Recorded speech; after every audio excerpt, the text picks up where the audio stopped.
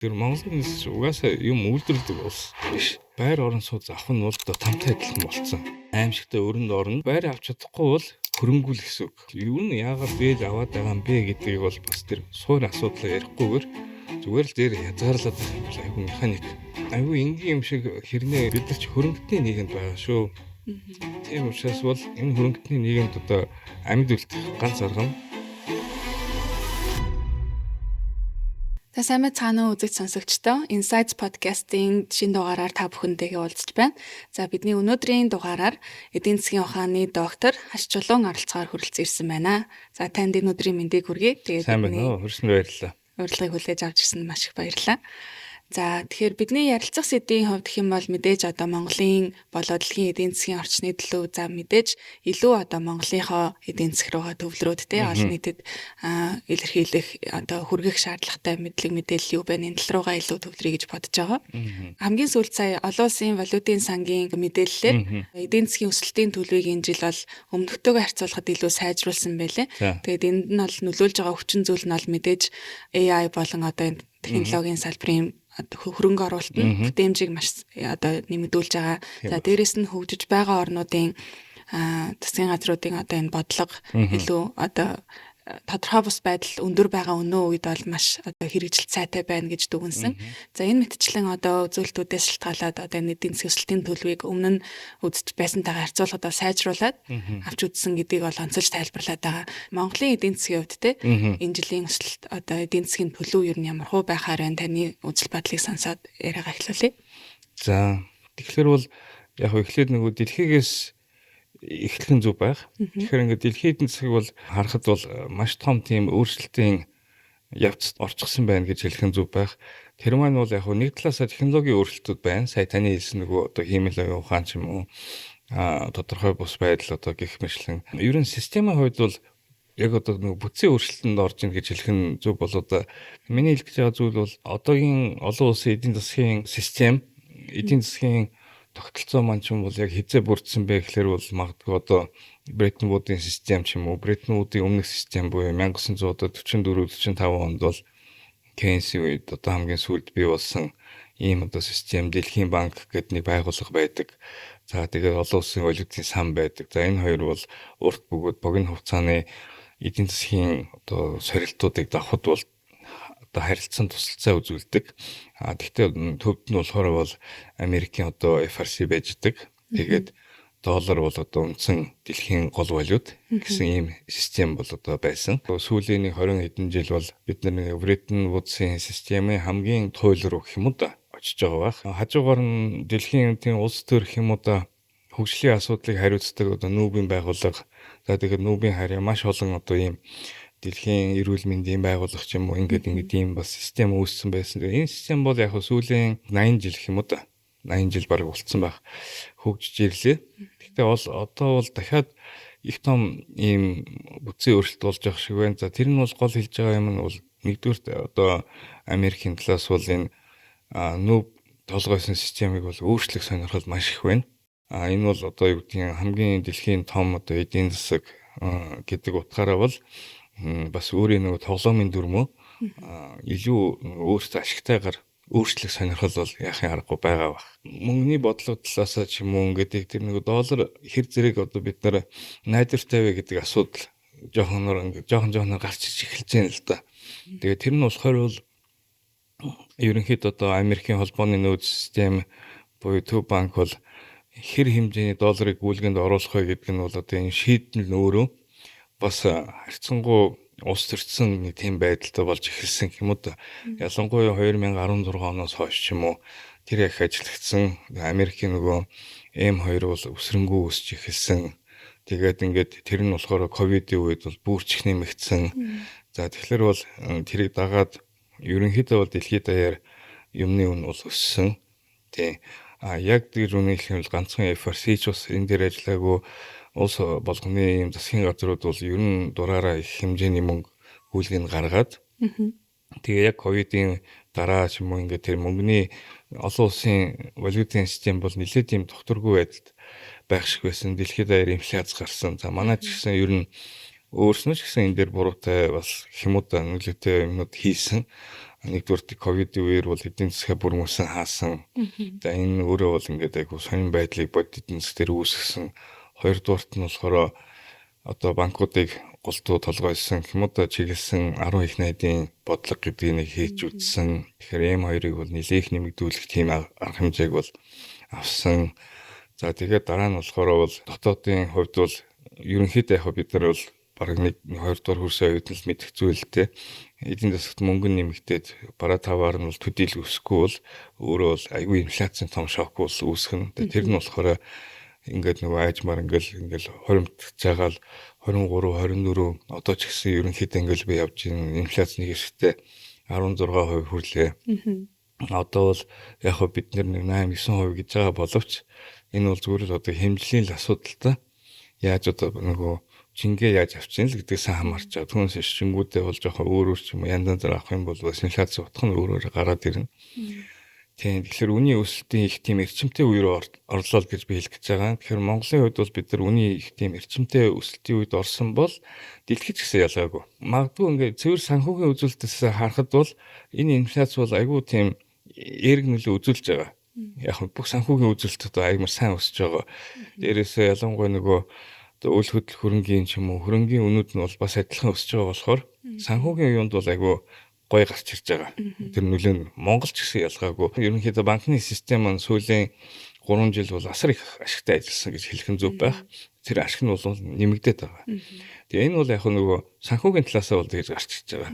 Монголын эдийн засгаар бодит эдийн засгийг аваад үзэхээр бол ерөнхийдөө тийм их зогсон байдалд орсон гэх юм уу та. Өсөж байгаа салбар байна уу гэвэл байгаа. Тэгээ уул уурхаал ерөнхийдөө өсөж байгаа.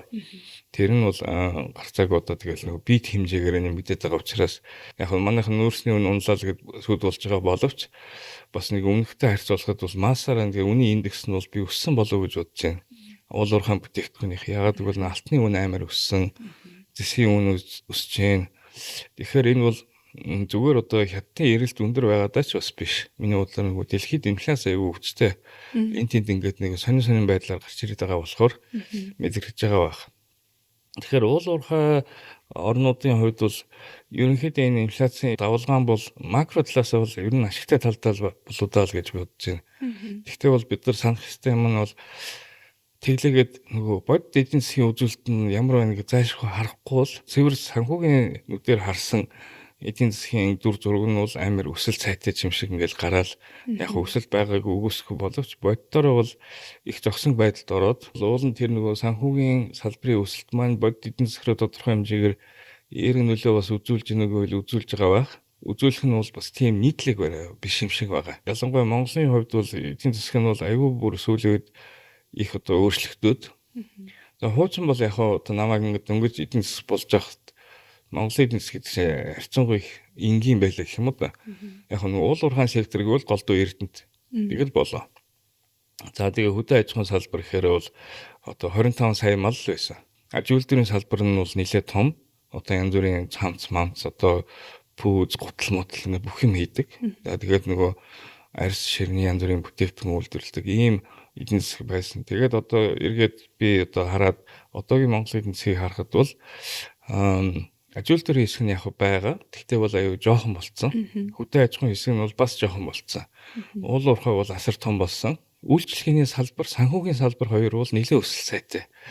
Нэг тийм байдалтай болцсон байна. Тэгээд энэ бол одоо миний мэдсэн эдийн засгаас бол их өөр эдийн засаг. Энэ эдийн засгийн одоо өсөлт юм уу, хэн энэ эдийн засагт хожиж гин, хэн одоо алдж гин гэдэг нь бол харьцангуй зүйл болж эхэлж байна. Тэгэхээр нийт макро талаараа бол эдийн засгийн байдал бол санхүүгийн хувьд ялангуяа их одоо сайн үр дүнтэй гарах бах.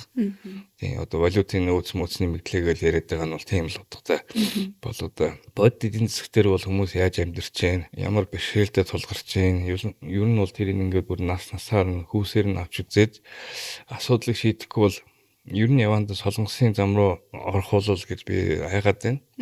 Тэгээ солонгосын зам гэдэг чинь яг юу вэ гэхээр нэг үгээр хэлэхэд бол хэцүү байх. За яг хөө нэгдүгürt бол асар том одоо орлогын ялгаа. За тэр бол яг илүү нийгмийн асуудал гэдээ аваад жоох үзээд яхаар бол хоёр дахь том асуудал нь юу гарч байгаа гэхээр амьдрахад айгүй хэцүү газар болцсон. Одоо жишээлбэл одоо Сеулд амьдардаг хүн бол байр орон сууц авах нь бол тамтай адилхан болцсон. яасан ч орлого нь хүрэхгүй аимшигтай өрөнд орно. За тэгээд нэг юм авлаа гэж бодоход тэр мөнгө нь бол бас одоо цаад эргэлж байгаа систем нь бол айгүй өндөр эрсдэлтэй. Ингээд ерөнхийдөө бол зүгээр өстө там болгодог юм систем байна. За хүүхд гарлаа гэхэд бол тэр хүүхд нь одоо за нэг гайгүй цалинтай боловсралтай болгоё гэвэл бас тамийн системээр явна. Нөгөө хүүхдэд ч одоо өдөрт 4 цаг л одоо унтуулж бус цаг нь дандаа бэлтгэл курсаар явуулж нэг гайгүй сургуульд орно. Тэгээд тэр нь бол сургуулаа төгсөөж шалгалтанд тэнцэхгүй бол бараг амиа хорлож юутай болцсон. Ийм систем тэгээд түлдэ бол бүр амьдрах сонирхолгүй юм уу тийм болоод хүүхд мөхт бүр гаргахаа болж байгаа. Сайн тал нь бол Монголын хувьд бол яг тийм юм руу арай ороогүй. Гэхдээ бол яг одоогийн ингээд хандлага үргэлжлэх юм бол хөрөнгийн үн бол асар их хурцтай нэмэгдэх. Инфляцтайгаа яг бүр зэрэгцээд ер нь яг үн хэлэхэд инфляцаас төрүүлж. Одоо жишээл орон сууцны үн бол ийм л байдалтай нэг жилд 15% өсөж байгаа гэсэн дундчаар шүү дээ. Инфляц 8% таа байхад. Тэгэхээр бол үйл хөдлөл хөрөнгийн үн ийм өсөлттэй ийм үед дээрээс нөгөө нэг залуу гэр бүлийн барьж аваад за одоо чи ингээд амьдраад юу гэдэг нэг машинтай бол байртай бол гэвэл ер нь бол яг одоо бол харьцангуй гайгүй байж магадгүй. Яванда бол тэр нь бол солонгосын төвшөнд орж ирэх хандлага байна. Тэгэхээр тэр асуудлаа бол засгийн газар бол жишээлбэл ер нь шийдэх ёстой миний бодлоор. Тиймэрхүү л байна. Маш дэлгэрэнгүй гоё жишээнүүд авч тайлбарлалаа та. Тэгэхээр ер нь бол ингээд улс орон болгоно л өөрсдийн гэсэн нэг дотоод асуудлууд те бодлогын хувьд ч гэсэн одоо сайжруулах шаардлагатай асуудлууд байдаг. Тэгээд түрүүнд бас та нөө яриандаа хэлжсэн ер нь одоо олон улсын санхүүгийн систем, худалдааны системийг харахад доллар бол хамгийн хүчтэй валют байгаад ирсэн гэдээ ярьсан шүү дээ. Тэгэхээр ер нь бол улс орнуудын валют хооронд ингээд ялгаа байгаад байгаа нь мэдээж тухайн улс доторх эрсдлийн ялгаанаас ерөнхийдөө бол тайлбарлагдаад байгаа тий. Манай улсд өндөр үзсэн орнуудтай харьцуулахад зах зээл хөгжиж байгаа жижиг одоо нэлтийн эдийн засаг гэдэг утгаараа бас эрсдэл дагаад эрсдэл өндөр байдаг учраас валютын хувьд ч гэсэн харьцангуй сул гэдэг ч юм уу ингээд тайлбарладаг. Тэр ер нь яг энэ одоо төгрөг харьцангуй сул валют байгаад байгаагаа дагаад одоо зээлийн хүү гэдэг ч юм уу бусад хөрөнгийн үнүүд гэсэн ингээд дагаад яваад ах шиг байна. Тэгэхээр энэ талаас нь одоо буцаад одоо арай онол талаас нь тайлбарлавал манад ер нь инфляц ер нь ингээд бусад улсуудтай харьцуулахад өндөр байгаад байна. Зээлийн хүү өндөр байгаад байна гэдэг айгу бид хэд дотроо айгу ингээд асуудал олгож ирдэг. Тэр ер нь яг яагаад бусад улсуудтай харьцуулахад манай энэ хүү болон инфляц ингээд өндөр байгаад байгаа юм бэ? Мэдээж одоо зээлийн хүү чинь тогтохдоо нэг их усүрийн хүүн дээрээ нэмээд эрсдлийн нэмэгдлүүд орж ирж байгаа банкны одоо үйл ажиллагааны зардал гэдэг ч юм уу те олон хүчин зүйлээс шалтгаалж байгаа те. Гэхдээ ерөнхийдөө ингээд ерөнхий төвшнийг нь харуул өндөр байгаад байгаа шалтгаан юу юм? Магадгүй ингээд цаашдаа бууруулах боломж бололцоо нь одоо юун дээр үндэслэх вэ? Энэ талаас нь тайлбарлавал энэ бол өстой яг гол нөгөө түлхүүр асуудлууд л та. Яг Монголын эдийн засаг бол миний бодлоор бол мэдээж хүмүүс болгон шинжээч болгон ингээд нөгөө тоонуудаа бариад аваад үзэхэд бол өөрийн гэсэн өнцгөөсөө хардаг байх. Яг хөө миний хувьд бол ингээд аваад үзэхээр бол асар их дотроо тийм том зөрчилтүүдтэй болцсон байна. Яг хөө зөрчилт гэдэг нь заавал муу юм биш. Зүгээр ер нь бол яг процесс. За нэгдүгээрт ингээд том зөрчил гэвэл хамгийн сүүлийн одоо дотоод нийт бүтээгдэхүүний тооцоог харахад бол Монголын эдийн засгийн 70% нь бол Улаанбаатарт төлөрсөн байна. Тэгээ 30% нь бол ингээд орон нутагт тарцсан байна. Ингээл аваад үзэхээр бол ийм аюултай төвлөрөлттэй улс бол ер нь дэлхийд бараг байхгүй болж байна. Тий. Хоёрдугаарт нийгмийн төвлөрөл бас тэрийг дагаад их өөр болж байна. Тэр нь юу хэлж байгаа юм бэ гэхээр хөдөө орон нутагт очих юм бол бид нар бол илүү нөгөө магадгүй жинхэнэ гэж хэлэх нь хайшаа. Гэхдээ бол нэг уламжлалт Монгол бол харагдах баг. Тэр нь юу вэ гэхээр бол ерөнхийдөө ингээд нэг мал хариулсан хүмүүс. Тэрийг бол ингээд нөгөө хоол хүнсэндээ хэрэглээд зараад нэг өөртөө хэрэглээний бараа авдаг. Нэг тийм салбар байна. Тэгвэл бүх одоо шинэ үеийн салбар үйлчлэгээ юунууд нь болохоор хот суурин газараа төвлөрөөд. Тэгэхээр нөгөө эдийн засгийн бүтц нь болохоор хөдөө орон нутгад бол нэг, Улаанбаатарт бол шал өөр. Тэгээд Улаанбаатар нь болохоор ийм хотсон эдийн засаг болохоор бол бид нар нөгөө одоо хоцлтын хувьд үздэг давуу тал, сөрөг тал бүх юм зэрэг гарч ирээд байгаа. Жишээлбэл одоо юу гэдэг инновацийн хувьд, хөгжлийн хувьд шинэ салбарууд бий болох одоо креатив байх тал дээр болохоор бол тийм Улаанбаатар том төв байх нь бол зүгээр. Тэгээ яг тэгвэл янз бүрийн ингээ санаа манаанууд бүгд нэг дур байгаа. Айгүй ингээ боловсруулахад бол амархан юу байгаа. Тэгээ гурав дахь том зөрчил гэвэл орлогын ялгаа. Энэ нөгөө орлогын ялгаа дээр саяын нөгөө нэг боловсролын ялгаа тэгээд одоо хүмүүжлийн ялгаа энэ бүх юм нэмэгдэх юм бол нэг ийм бас том зөрчил үүсэж байгаа. Монголын хувьд бол ийм одоо нэг бүтцийн том ялгаанууд гарч ирж байгаа, зөрчлүүд гарч байгаа. Тэгээд энэ болохоор бол инфляцтай ямар холбоотой юм бэ гэхээр Монголын хувьд бол өөрснөө юмыг үйлдвэрлэдэг тийм улс бол ер нь биш. Миний бодлоор бол ер нь болохгүй баг. Тэгэхээр бол гадаадаас аюул их хэмжээний бараа импортлдог. Тэгэхээр тэр импортын барааны үн бол ингээд дэлхийд дээр үн өсчл байгаа юм бол энд бол адилхан л өснө. Энэ бол хууль. Хоёрдугаарт бол ханшны асуудал байгаа. Тодорхой хэмжээгээр төгрөгийн ханш одоо гинт ингээд чангарахыг бол би өгөөсөхгүй байж болно тийм. Яг нь ер нь бол мөрөдлийн илүү шин чанартай л байх. Тэглээгээд одоо айдмаар сулрах юм бол дэлхийн үн өсөж байгаагаас илүү дахиад шүү дотоодын үн дахиад өснө. За энд бол тэгэхээр бид нар дотроо бэлэн байх хэрэгтэй болж байгаа. Дэлхийн инфляц 5%-тай төгрөгийн ханш 5%-тай одоо сулраад байвал тэгээ адилхан 10% л инфляц. Дотоод цэвэр зөвхөн импортын бараагаар авна. За тэгээд дараа нь дотоодын эдийн засгийг аваад үзэхээр бол Монголын эдийн засаг яг юу үйлдвэрлэдэг юм бэ гэхээр бол үйлдвэрлэдэг бараа аягүй цөөхөн учраас ерөнхийдөө нөгөө нэг миний хэлдэг бодит эдийн засгийн нийлүүлэлт нь бол их хязгаарлалт бол очоо орон сууц дээрч тийм байна. Хоол хүнсэн дээрч тийм байна. Сүүлийн үед одоо махны экспорт их нэмэгдэхээр маханч дотоодын үнд орно. Ойлгомжтой. Тэгэхээр бол ерөнхийдөө дотоодын барааны үнийн өсөлт бол гадаадын барааны үнийн өсөлтөөс бол нэмэгдэж илүү хурдтай өсөж байна. За тэгээд дараа нь эдийн засгийн бодлого аваад үзэх юм бол манай улсын эдийн засгийн бодлого бол дээд зэргийн популист. Ерөөсөө л одоо үеийн засгийн газар ч юм уу улс төрчдийн толгойд байдаг ганц асуудал гэвэл би одоо яаж таалагдах вэ? Дараагийн сонгуульд яаж ялах вэ? Тэгээд одоо яаж одоо юу гэдгийг баах юм амлаад тэгээ амлах юм нь одоо биелүүлэх нь хэцүү учраас зэрний оронд одоо юу гэдгийг янз бүрийн мөнгө тараагаад ингээд нэг хэдэн жил ямар ч гэсэн төрөд байх уу гэдэг асуудал бол зөнхөлдөг. Энэ бол яг улс төрч улганы хувьд бол байдаг асуудал учраас тэд нарыг шөмжлөхөд хэцүү.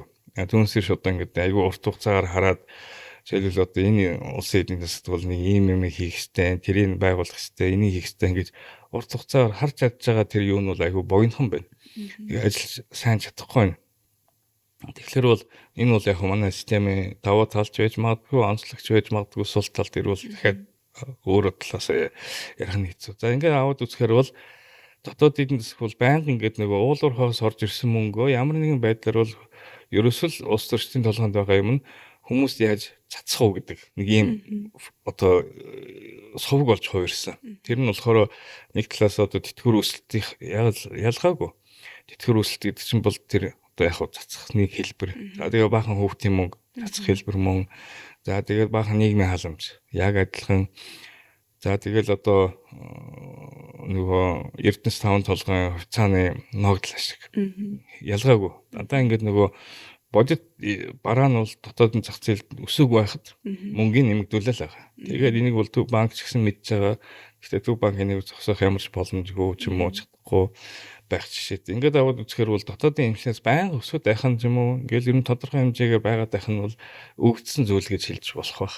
Энэ хоёр нийлэхээрээ бол инфляц бол зайлшгүй өндөр болно. Бид нар сая ярьлаа зөвхөн гадаадын бараа бол 10% инфляц авчрах юм байна. Дотоодынх бол тэрнээс тотохгүй өсөлт бий болох юм бол энэ улс бол байнгын үнийн өсөлтөөл үрд одоо явах юм байна. Тэ. Инфляцийн өндөр үед байх үед бол бас эргээд нөгөө зээлийн хүүгийн асуудал гарч ирж байгаа. Яг хүмүүс зээл авахтаа бол банкнаас банкны мөнгө авдаг гэж боддог. Ерөнхийдөө бол түүнээс цаана тэр хадгаламж эзэмшиж байгаа хүнээс би мөнгө зээлж гэнэ гэж хэзээш бодохгүй. Тэгээ үнэн хэрэг дээр банк бол зүгээр дамжуулдаг л газар. Нэг хүнээс мөнгө хоримтлууллаа. За тэрийг ингээд нийлүүллээ. За тэгээ төв банкнаас нэг журам гарлаа. Тэдэн хувийн та нэг нөөцөнд байжээ. Тэдэн хувийн хүн зээл өгч болгоно гэдэг. Ингээд зээл өглөө. Ингээд аваад үзэхээр бол тэр нөгөө хадгаламж одоо хийж байгаа хүн чинь бол ямар одоо би хүү олох юм бэ л гэж бодож байгаа. Тэгээ тэр хүн болохоор инфляцийн хүүгээс доогуур байвал би одоо шал тэнийг юм хийж ин л гэж хэлнэ. Тий. Ягаад гэвэл ингээд хохироод байна. Мөнгөний худалдан авч чадвар бол буураад байна. Тийм. Тэгэхээр бол банкнд их ямар ч тутахгүй. Тэгэхээр бол угаасаа одоо энэ тодорхойлолтоор бол банкнд хийж байгаа шалтгаан гэвэл ядаж инфляцаас хэдэн хувь илүү л одоо хүүтэй байж иж тэр хүн бол одоо мөнгө банкнд хийх утга учир нь гарч ирнэ.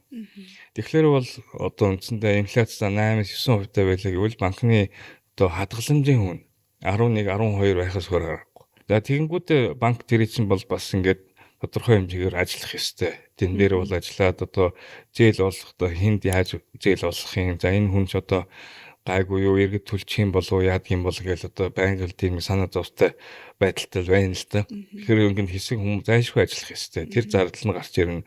Дээрээс нь ашиггүй байх юм бол одоо тэр банкнд дампуурна. Тийм. За ингэх юм бол бас тодорхой хэмжээний ашигтай байх ёстой. За тэр нь ингээд тэр төгрөг дээрээ дахиад нэг 3-4% гэж бодъё. Ингээд үзэхээр бол нөгөө 11% хадгалж исэн мөнгө чинь бол хүний гар дээр очихдоо бол зайлшгүй дор хаяж нэг 15%-аар ч юм уу 16%-аар очих хэвээр. Зээл авъя гэсэн хүмүүсийн сонирхол маш их байгаа. Ягаад гэвэл яг Монголын эдийн засаг бид нар сайн нэг Улаанбаатар төвлөрсөн гэж хэлсэн. Улаанбаатар төвлөрсний дийлэнх нь дандаа 8-ын эдийн засаг. Тийм. Түүнээс юм одоо гутал мутал ойдог тийм хүмүүс биш. Цэвэр 8 хийдэг. Одоо гаднаас нэг бараа авчираад эндээ зарна. Ерөөсөл бизнес гэдэг байгаа нь бол дийлэнх нь тийм байна. Энэ хүмүүсийн хувьд бол зээлийн эрэлт бол айгүй өндөр. Тэгээ зээлийн эрэлт айгүй өндөр байгаа учраас бол тэр 15%-аас нь илүү хуваарч авахд бэлэн байгаа. Тэгээ хадгаламж нь бол харьцангуй хүн ам зөөхөн газар юм чинь бүгдэнд нь өгье гэж хүрэхгүй. Тэгэхээр бол гаднаас мөнгө босох хэрэгтэй гэж бид нар одоо хэлдэг. Гаднаас мөнгө босгох нь гэсэн гадаадаас доллар ч юм уу нэг юм авчираад тэр нь бол мэдээж нөгөө гадаадын хүн чинь бас зүгээр өгөхгүй. Та бол одоо хүүгээ төлж ил мөнгийг аавна. Тэгэхээр бол нөгөө улсын эрсдэл гэдэг юм нэмэгдэж эхэлж байгаа. Улсын эрсдэл гэдэг нь юу вэ гэхээр гаднаас мөнгө орж ирэхэд энэ улс юу н дампуурчихгүй байхгүй гэсэн батлаа байна уу гэсэн асуудалтай энгийн үгээр хэлэх юм бол. Тэгээ манай улсыг аваад үзэхээр бол би сая хэлсэн байх систем нь амар өөрлөгөн. Угаас цаанаас нь улс төрийн хувьд бол тийм бий болчихсон. Дээрээс нь уламжлалт байдлаар бол ер нь бол зайлшгүй одоо тэр нөгөө хаад ноёд нь бол одоо нөгөө хүмүүстэй нэг юм өгчиж одоо ингээд happy байлгадаг гэсэн заншил байдаг. Тэгээд тэрнийг нийлэхээр бол энэ эдийн засаг бол юм үйлдвэрлэдэггүй гэхээр үйлдвэрлэнэ. Тэрийг бол гэхдээ өөрөө хэрэглэхгүй ерөнхийдөө гадагшаа гаргаад доллар болгоод тэр доллараараа бол буцаад одоо эдийн засаг дотроо нэг эргэлдүүлэл гаднаас баах юм бараад аваад амьдэрдэг ийм л улс байна гэж бүгдээрээ дүгнэнэ. Тэгээд засгийн газар нь болохоор бол олсон эдийн дөрвөө бүгдийг тараачдаг. Тэгээд одоо олигтой нэг тийм том бүтээн байгуулалтыг бол яг хийх нь хийдэг. Гэхдээ бол их зовж хийнэ. Тэгээ ихэнхдээ бол одоо баг тэрийг нэг байгуулах гэдэг нэг 10 жил болно. Дотроо янз бүрийн нөгөө хэрүүлтэй, маргаантай бүс нутгийн хувьд бол нэг аймаг нь одоо манайд заавал байр, нөгөөх нь манайд байр гэх тэрний хурлын гишүүдэрээ дамжуулан бахан лобби болж бинтайгаа одоо тэр мөнгөний төлөө хөдөлцдөг ийм системтэй. Тэгэхээр бол ерөнхийдөө улсын эрсдэл нь өндөр. Тэгэхээр яг бүр одоо дампуурна гэж би хэлэхгүй. Гэхдээ бол ерөнхийдөө л өндөр эрсдэлтэй улс учраас дахиад тэрний хүн нэмэгдэнэ. Ингээл яваад ирэхээр бол тэр нөгөө зээлийн хөгжим бол бараг л 17, 18 зарим үедээ бол 19%, 20% руу орох бах. Тийм учраас бол инфляци ч тийм байна, зээлийн хүйж тийм байна. Энэ бол одоо бодит байдал. Одоо тэгээд улс орных нь үндэснийх нь мөн чанарыг өөрчлөхгүй л бол системд бүхэлдээ өөрчлөхгүй эсвэл эдийн засгийн үйлдвэрлэх чадварыг асар их үргэлжлүүлэхгүй л бол тодорхой хэмжээгээр энэ инфляцтай бол байх бах. Маш ойлгомжтой гоё тайлбарлалаа. Би бас хүртэл ингээд нэрэл тийм биш дээ гэж зарим юмнуудыг бас бодлоо. Одоо тэгэхээр ер нь л инфляцийн түвшин ингээд урт хугацаанд л ингээд өндөр байсаар ирсний суур шалтгаан тэгэхээр бид нар маш их хэмжээний мөнгө нийлүүлээд байна. Цаанаа үйлдвэрлэл айгу бага байна тийм. Шинийг бүтээх одоо бүтээмжтэй байдал айгу бага байгаа тийм манай улсад. Тэр бүтээмжийг магадгүй сайжруулахад яг бодлого талаасаа яаж анхаарах хэрэгтэй юм бэ? Одоо бид нар яг хуу ингээд мега төслүүд гээл засгийн газраас хэрэгжүүлээл гэдэг мэдээж тэр суур дэд бүтцийн асуудал чухлын үед бол чухал. Гэхдээ ард иргэдийн энэ бүтээмжийг сайжруулах тал дээр яг ямар хуу арга хэмжээ авах нь ер нь зүйтэй вэ? Яг одоогийн бид нар засгийн бодлогыг аваад үзэхээр хүмүүс амар их шүүмжилт юм байлээ. Ер нь бол ингээ юу ч хийдэггүй ч юм уу одоо ингээл мөнгө бүгдийг идчихдэг уучдаг. Тэгэхээр яг би яг нөгөө засгийн одоо хөгжлийн бодлого дээр сууж исэн болохоор бол бас арай тийм биш гэдэг мэднэ л дээ. Яг ер нь бол дэд бүтцийг бол барьж гин байгуулж гин одоо жишээлбэл хамгийн сүүлдийн бөөрөлжүүдийн станц яг муу цаан ч гэсэн бол ингээд өвлийн хүүтэнд бол үндсэндээ хотыг бол аварлаа. Тэгэхээр бол энэ дэд бүтцийг бол ишүү их байгуулах нь ёстой. Энэ бол яг улсын хийх ёстой ажил. Тэгэхээр бид нар бол яг засгийн бодлогыг тэргээр л дүүнэх ёстой. Одоо жишээлбэл 4 жил одоо засах байрлаа. Хэдэн цахилгаан санц барьсан, хэдэн засмал зам барьсан. Одоо хилийн гарцаа сайжруулсан уу? Одоо тэр халаалт малаалтаа сайжруулсан юм уу? Юу хийсэн? Тийм. Аж үйлдвэрийн хувьд ч гэсэн ерөнхийдөө бол нөгөө том аж үйлдвэрийн төслийг бол хувийн компани Монголын нөхцөлд хийх нь бол асар хэцүү. Тийм учраас бол яг том аж үйлдвэрийн объектыг бол улс байгуулах байх. Одоо энэ засгийн газар.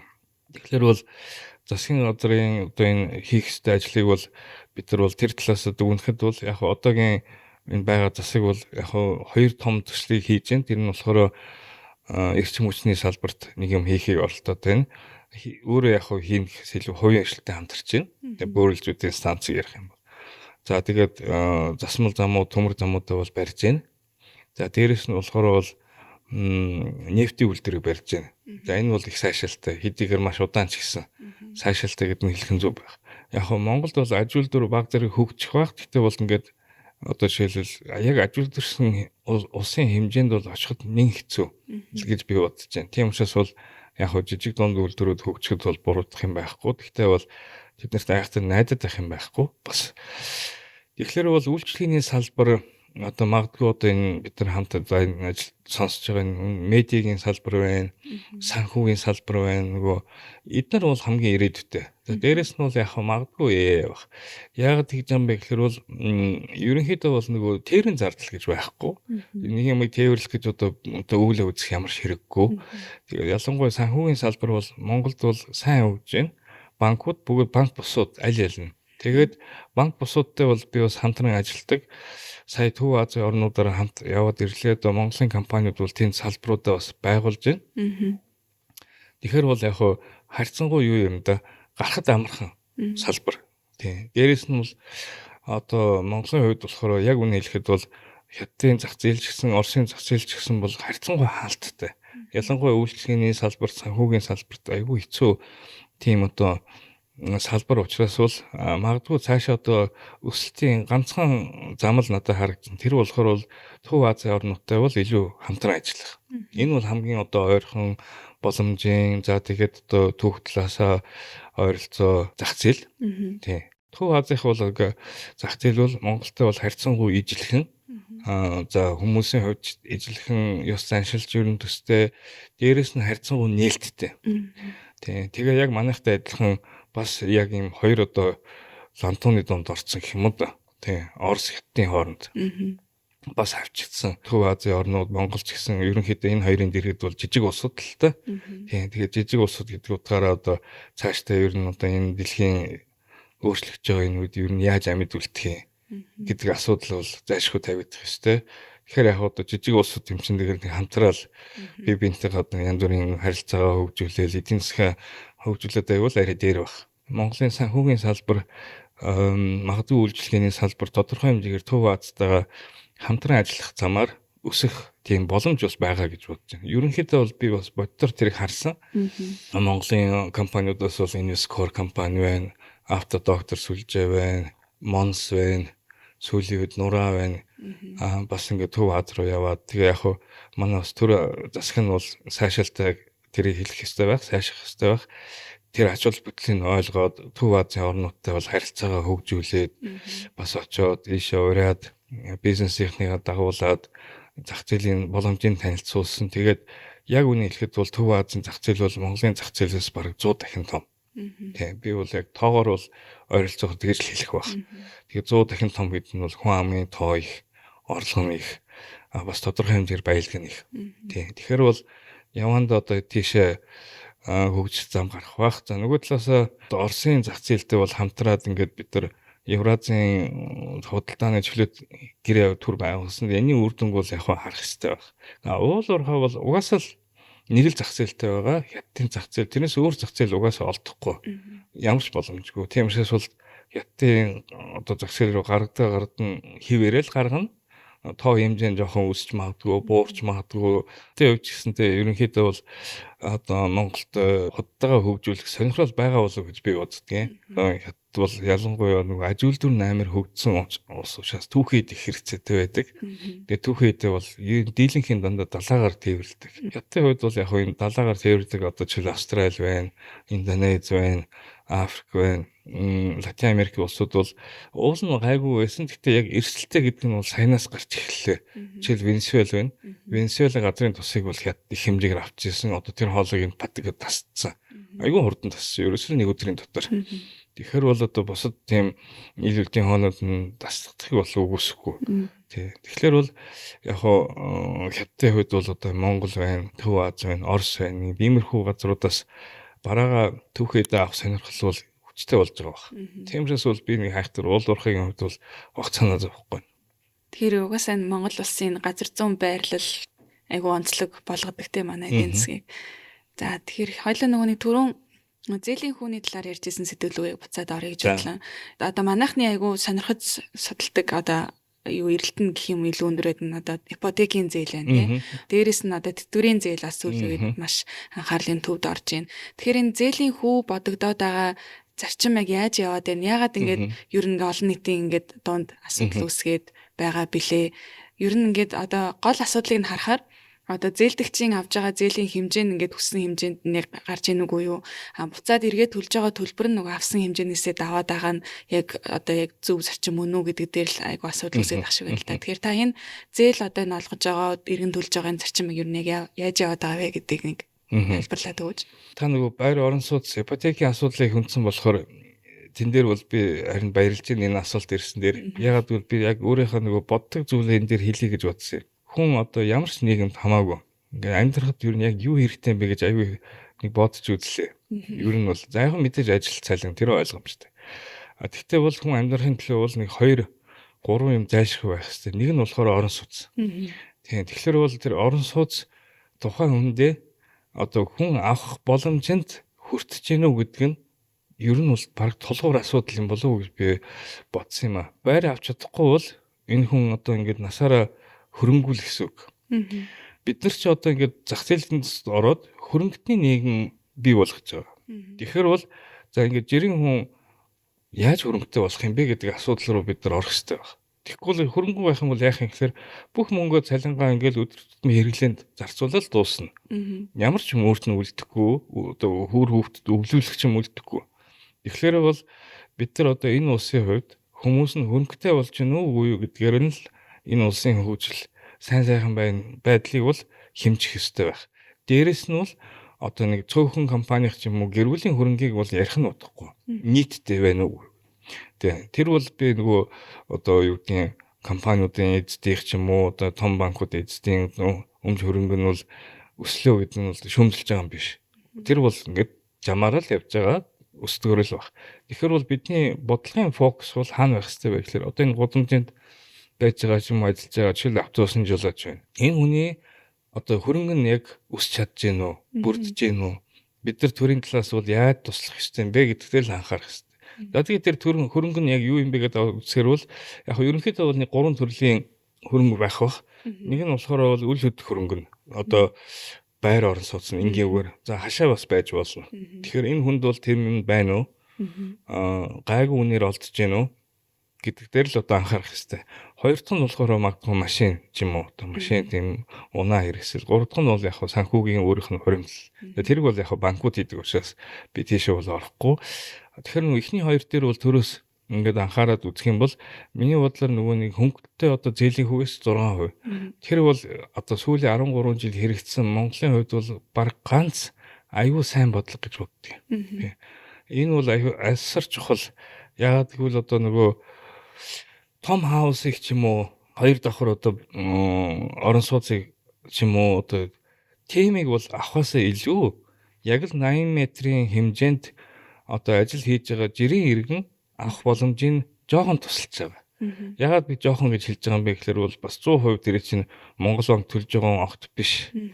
Засгийн газар төлж байгаа юм биш. Тэр хүн чинь өөрөө хуваараа зээл аваад яа төлж байгаа. Тэгэхээр бол зарим хүмүүс ингээл одоо юу гэдэг Монгол банк бол одоо ипотекийн хөтөлбөрийг хэрэгжүүлээд асар алдагталд орлоо гэж яриад байгаа. Тэр бол миний бодлоор тийм биш. Монгол банк санхүүжүүлж байгаа юм биш. Ганцхан яг тэр хүүгийн татаас дээр л ажиллаж байгаа. Тэгээд тэр бол хүүгийн татаас дээр ажиллах нь бол Монголын төр одоо сүүлийн 20 жил энэ улс оронд энэ хүмүүсийн төлөө хийсэн ганц бараг сайн юм дий. Яагаад гэвэл тэр хүмүүс хөнгөлтөө зээлэнд хамрагдаад байр авах боломжтой болж байна. Ингэхдээ бол бас их зоож авч байна. Одоо жишээл 30%-ийг бүрдүүлэхэд хэцүү байгаа бах. За тэгээ сарын төлбөрийн одоо бас төлөхөд бол төдийлөн амаргүй. Гэхдээ 10 жилийн дараа бол энэ хүн ямар ч гэсэн өөрийн хөрөнгөтэй болно. Тэгэхээр бол одоо төрөөс бол ганц одоо авах юм нь бол тэр л байна. Бусад юм дээр бол ингээд бодлогоор нэг амар хөнгөлж байгаа тусалж байгаа юм. Ер нь цөөхөн талтай. Ипотекийн зээлийг бол ингээд хүмүүс яг 6% таа андуурдаг. Жинхэнэ ипотекийн хүүчин бол 17-оос 18, магадгүй 20% байгаа шүү л гэж хэлчихсэн. Тэгэхээр хүмүүсийн төлж байгаа 6% чинь бол нөгөө одоо хөнгөлт үзүүлсний л үр дүн байгаа. За тэгээд одоо энэ ипотекийн зээл бол яг л одоо бусад зээлүүдийн хүү одоо урт хугацаагаар бол ягтай бодогдсон бол зарчим нь ямар вэ гэхээр ийм байдаг. За энгийн үгээр хэлэхэд бол би яг одоо жишээлбэл 80 сая төгрөгийг зээллээ. Тэгэхээр бол би үндсэндээ тэр зээлсэн одоо мөнгөнийхөө үнийг төлөх ёстой. Үн нь юу юм бэ гэхээр одоо хүү байгаа. Тэгэхээр бол би энэ одоо 80 саяыг аваад өөр хүнд өгөх гэж байгаа болохоор энэ 80 сая ч миний мөнгө болох гэдэг байгаа шүү дээ. Тэгэхээр бол энгийн бараа байсан бол бид нар мөнгөө шууд л төлнө. Тэгжээч энэ бараа минийх болно. За зээл дээр болохоор бол бас одоо гарцаагүй би одоо энэ зээлийг өөрийн болохын тулд хүүгээ одоо төлөх ёстой. Гэхдээ бол онцлогийн төлбөр нь жоохон ингээд урт байдаг. Тэгээд бид нар болохоор хүүгээ шууд зээл авсан үеэс төлж эхлэх ёстой учраас тэр одоо хүүгийн эхлээд заавал төлөх ёстой гэдэг зарчим л одоо байдаг. Тийм учраас бол зээлийн эргэн төлөлт дээр одоо урт хугацааных ч бай, богино хугацааных ч бай, ер нь бол ихэвчлэн эхлээд зээлийн хүүгээ төлөх гэдэг зарчим нь бол байдгийг. Тэр нь яагаад гэж юм бэ гэхээр бол тэр нь банкнд дуртай дээ биш. Яагаад гэвэл тэр зээлийн авсан одоо нөгөө их усээр цаана хадгаламж байгаа шүү дээ. Тэрний мөнгийг бид нар одоо төлөх ёстой.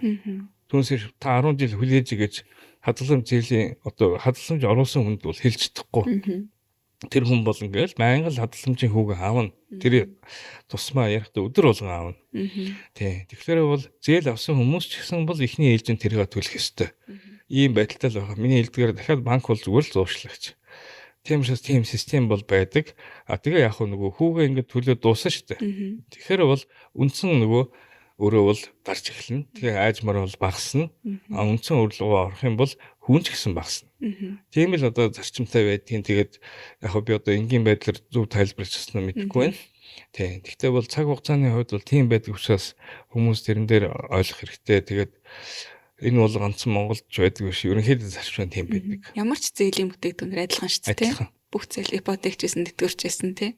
Тэгэхээр тэтгэврийн зээл дээр одоо сая сүүлд нэг өөр орлогын харьцаа хэрэглээний зээл гэдэг утгаараа бас адилхан явах юм аа гэж уг нь одоо Төв банкнаас одоо шийдвэр гаргасан чинь магадгүй нэг ахмадууд эсрэг үзэл гарчсантай холбоотой. Тэр одоо ямар ч зохицуултыг тэгвэл байхгүй болох ч яа гэх мэт ингээд айгүй ингээд олон шийдвэрүүдийг араараас нь гаргасан юм анхаарлын төвд байгаа тийм л. Тэгэхээр энэ өөр орлогын харьцаа гэдгийг яг одоо хамгийн сүүлд сая Монгол банкнаас сая он гараад тий өөр орлогын харьцаа хэрэглээний зээлийн хувьд 45% байхаар шинээр тогтоолоо гэд шийдвэр гаргаж байна. Тэгэхээр энэ яг ямар учиртай бодлогын арга хэмжээ юм бэ? Уг нь бол одоо нийт одоо олон нийтийн илүү одоо мэддэг нь Монгол банкнаас бодлогын хүүг одоо өсгөж буурууллаа гэж ярьдаг те. Тэгсэн чинь гинт ингээд сүүлийн жилүүдэд өөр орлогын харьцаа гэд өөр бодлогын хэрэгслүүдийг яриад идэг боллоо.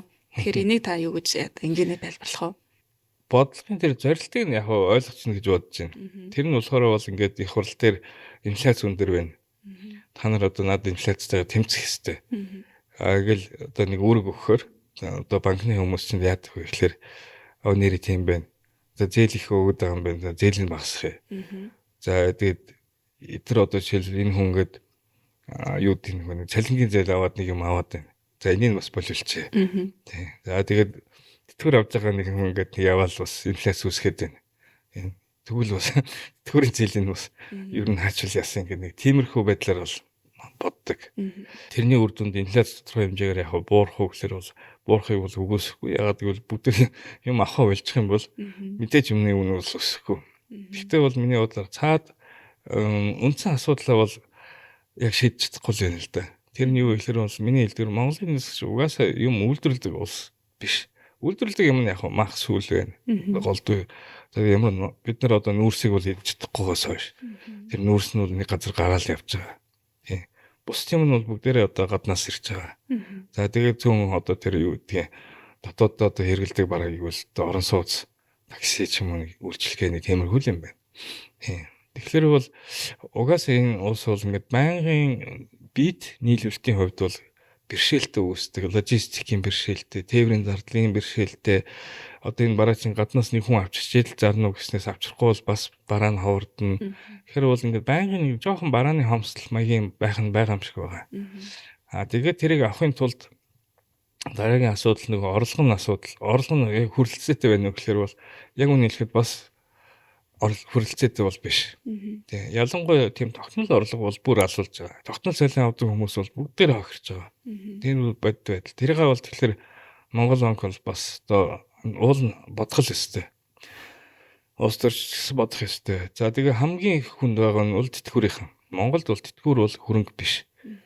Өөр улсад бол яхаа хөрөнгө болоод цаас болоод ч юм уу тий хөрөнгө оруулалт яадаг. Тэгэхээр бол ийм системтэй байж тэгээ ийм инфляцтай байж тэгээд одоо иргэдээ гэдэг юм одоо та одоо бити хэрэглээдэй гэх нь бол яг хөө хийж болох арга хэмжээ мөн үү гэл мөн онлоороо бол зөв гэж хэл. Практик дээр бол айгүй хэцүү. Тэгээд үндсэндээ хүмүүсийн амжиргааг бол дортуулдаг ийм байдал руу орох байх. Тэгээ тэр нарийн судалгаа хийх юм бол би одоо хэлж мэдэхгүй байна. Жишээл одоо Монголын өрхийн ингээд нэг урилга зарлага гэж ярихаараа бол дандаа дундчийг л үзүүлдэг. Би ч өөрөө ч гэсэн дандаа дундчийг л харцдаг. Гэтэ үүний хэрэг дээр дундаж хэрүүл гэж одоо байхгүй. Байдаггүй юмыг бол бид нар хараад болж ийнэ л гэж одоо дүгнээд байна. Хүнсээш бол бүгдээр өөр салбараараа өөр, насаараа өөр, орлогын задлагаагаар өөр. Тэгээд аваад үзэхээр бол цалингийн ярихаараа дандаа дунд цалин ярьдаг. Медианыг бараг ярихгүй. За тэгээд дунд цалин ингээд дунд цалин 2.7 сая гэл гайгүй юм шиг. Тэгэхээр бол юу нь яагаад зээл аваад байгаа юм бэ гэдгийг бол бас тэр суур асуудлаа ярихгүйгээр зүгээр л дээр хязгаарлаад байх юм бол айгүй механик. Тийм одоо ингээд жишээл өсөж байгаа хүнийг чи бол өдөр 2 талхаас илүү болохгүй шүлэгттэй адилхан. Энэ хүн яагаад өсөд ингэ гэдэг нь бол ерөөсөө ярихгүй зүгээр л хоолыг хасаад байгаа адилхан. Тэгэхээр энэ зөрчил бол ингээл яваал одоо магадгүй 10 жилийн дараа ч гэсэн бид нар яг л энэ адилхан асуудалаар подкаст хийгээл явж явах бах. Гэхдээ тэр үед үүшээ ингээл юмны үнэ 2 дахин ч өссөн. Цалин ч 2 дахин өссөн. Асуудал нь яг тийм л байх. Тэгэхээр одоо бидний ингээд өдөр тутам ярьдаг асуудлууд үндсэндээ л ингээд суур системийн асуудал олж луураад шүү дээ. Ингээд анхнаас нь суураас нь эхлээл бүх зүйлийг засах шаардлагатай. Энэ дээр бол засгийн газар урт хугацааныхаа бодлоготой магадгүй анхаарад шингээх шаардлагатай бах тий. Мэдээж одоо мөнгөний бодлого одоо төсвийн бодлого гэл гол макро бодлогоудаа ярьдаг. Богино хугацаанаас илүү урт хугацаанд одоо түрүүн таны хэлдэг санаа айгуу гой санагдлыг тэтгэвэр авч байгаа хүмүүний ганц барьцаалах боломжтой зүйл нь тэтгэврийн орлогоо барьцаалж зээл авч өдөр тутмынхаа хэрэгцээг хангаж байна тий. Тэрний оронд тэр хүн насаараа ажилласан тайгаа зэрэгцээд одоо өөр ингэсэн хөрөнгөтэй болох шаардлагатай. Тэр хөрөнгийг бий болгох талаас нь манай улс орны бодлого боловсруулагч нар анхаарах шаардлагатай юм байна гэдэг тийм гол мессеж нь тийм байлаа гэж бодож байна. Тэгвэл одоо хоёлаа ярианыхаа төгсгөлд та одоо эдийн засгийн хувьд, мэрэгчлэлтний хувьд те манай олон нийт ард иргэд бас магадгүй одоо бодлого боловсруулагч нар энэ зүгээс ч гэсэн одоо нэг ийм юм байдаг шүү одоо эдийн засгийн онол талаасаа ч юм уу практик талаасаа ч юм уу те энийг л манай олон нийт ойлгоход авчаасаа одоо манай подкастын нэр инсайт гэж явж байгаа. Тэр яг ийм инсайт яг нэг тийм ойлголтыг та өгүүлэг юу гэж хэлэх вэ? Айгүй энгийн юм шиг хэрнээ ерөөсөө ингээд би ч ерөө бас заримдаа таг мартдаг юм. Тэр нь юу гэхээр бид нар ч хөрөнгөтний нийгэмд байгаа шүү. Тийм учраас бол энэ хөрөнгөтний нийгэмд одоо амьд үлдэх ганц арга нь аль болохоор хөрөнгөтэй болох. Тэгээ хөрөнгөтэй болох гэдэг нь бол одоо хоёр давхар байшинг би хэлээгүй. Тэр бол одоо жижигхэн ч байж болно. Одоо яг одоо жишээлбэл хэвлэл мэдээллийн салбар ярих юм бол одоо энэ жижигхэн жишээлбэл одоо Sony-гийн камер байна. Энэ ч бас адилхан хөрөнгө. Тэ хүмүүсийн өргүүдийн хувьд бол одоо жижигхэн орон сууц юм уу хашаа ч юм уу хөрөнгө болгох талаасаа л хичээх хэрэгтэй. Дээрээс нь бол нөгөө манайд инфляц өндөр байгаа учраас тэрийгээ бол одоо мөнгөн хадгаламжаа эсвэл банкнд одоо нэлээд урт хугацаагаар хадгалах тэр нэг хүн арай гайгүй учраас эсвэл одоо бас эргээд хөрөнгө оруулалт болох санхүүгийн хөрөнгө оруулалт бас байж болно. Тэгээ яг хөө тэтгэврийн тогтолцоонд өөрчлөлт гараад хүмүүсийн орлогыг тодорхой хэмжээгээр бас нэг санхүүгийн хөрөнгө болгохын нэг жоохон нээж ах шиг байна. Тэрийг нь бол бас ашиглах нь зөв байх. Тэгтэл бол ер нь бол тэр хөрөнгө нь жижигхэн багталтгүйгээр ингээл нөгөө бас өөрөө өсдөг, дээрээс үн цэн өсдөг. Ийм давуу талтай учраас бол эхнээсээ л одоо тэгэж эхлэх ёстой. Болоод бүр залуугаас ач боломжтой бол. Тэгээ би одоо сүүлийн үед оюутнууд бас ингээд хичээл орохдоо ч бас ярьдаг болсон ингээд хичээл одоо орон сууц дээрээ ингээд одоо бол ингээд орон сууцны үн 3-4 сая байна. Тэгэхэд бол эдийн засаг өсөхөөр бол юу болдгоо гэхээр ажилчдын цалин өснө. Юм нь өснө. Үнэ нь өснө. Нөгөө нэг цементийн үнэ өснө. Ингээд нийлэхээр бол наад барилгын үн чинь бол одоо жилийн дараа юм уу 2-3 жилийн дараа даблдана. Тий. Тэр үед бол таны цалин бол даблдахгүй. Тэгэхээр бол та эртхэн авч шийдвэрүүдээ гаргах ёстой. Тий. Одоо ингээд эдийн засаг мэрэгчлээ юм бол над толгоогоо ядаж өөрийнхөө төлөө нэг зөв байдлаар ашигла гэж яг хөө хэлдэг. Тэр бол эвтэхтэй ямар ч холбоо байхгүй. Ерөнхийдөө бол зүгээр ер нь л энгийн зөвлөгөө.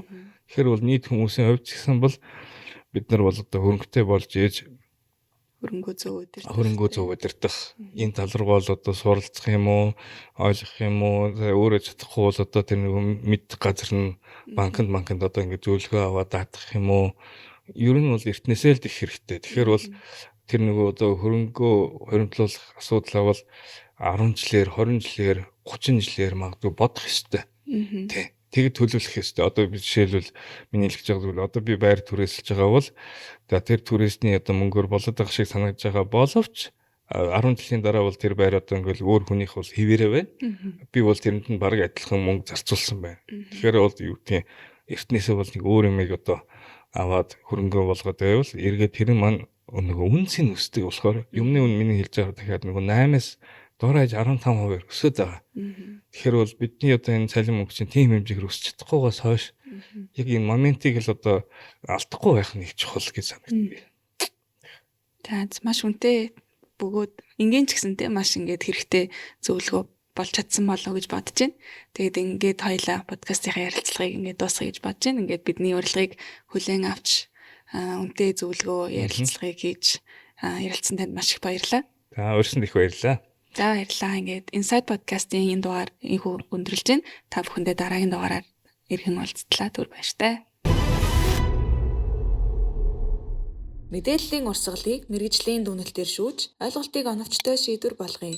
Subscribe хийгээд эдийн засаг санхүүгийн хэмнэлийг хамтдаа мэдэрцгээе.